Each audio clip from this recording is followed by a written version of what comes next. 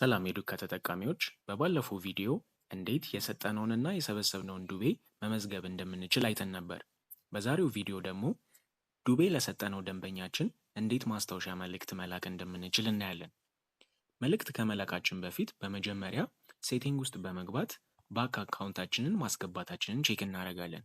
እንደምታዩት እንደ ዋና አካውንት አድርጌ የኢትዮጵያ ንግድ ባንክ አካውንቴን እዚህ ጋር መዝግቤ አስቀምጫለሁ።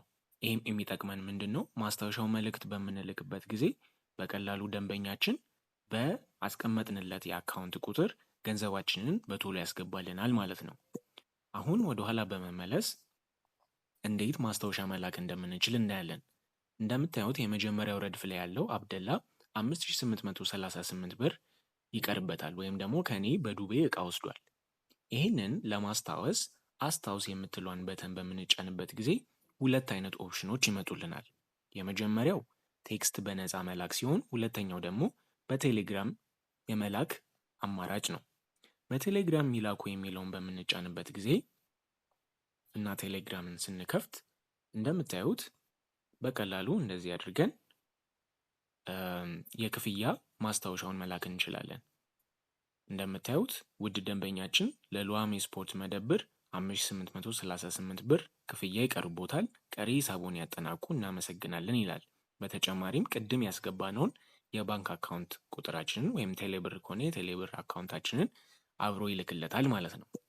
ወደ ኋላ ስንመለስ ሁለተኛው የማስታወሻ አማራጫችን በቴክስት ወይም ደግሞ በኤስኤምኤስ መላክ ነው።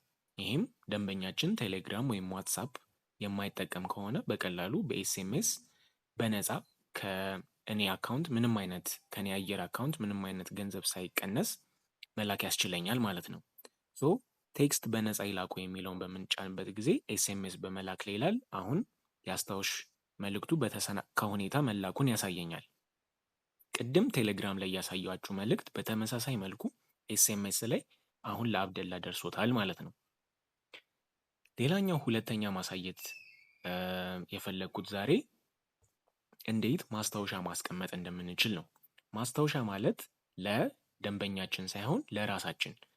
ለምሳሌ ዛሬ ላይ ለአብደላ 5800 ብር ሰጥቼዋለሁ፣ ግን ክፍያውን ዛሬ ሆኖ መሰብሰብ አልፈለግኩም። ሜቢ ከአንድ ሳምንት በኋላ ይሆናል አስታውሼ መላክ የፈለግኩት። እሱን ለማድረግ ምን አደርጋለሁ? ማስታወሻ የምትለውን ከ5800 በታች ያለችውን እጫናለሁ። ቀኑንም እመርጣለሁ። ዛሬ ጥቅምት 29 ነው።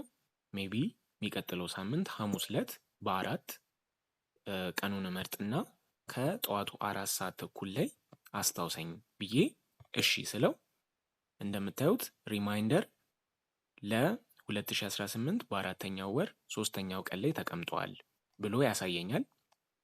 ልክ የሚቀጥለው ሳምንት ቀኑ በሚደርስበት ጊዜ እዚህ ጋር ኖቲፊኬሽን ላይ ፖፕ አፕ ያደርግና ለአብደላ ክፍያ መሰብሰብ እንዳለብኝ አፕሊኬሽኑ ራሱ ያስታውሰኛል ማለት ነው። የዚያኔ ወዲያውኑ እቺን በመጫን ቴክስቱን መላክ እችላለሁ ማለት ነው።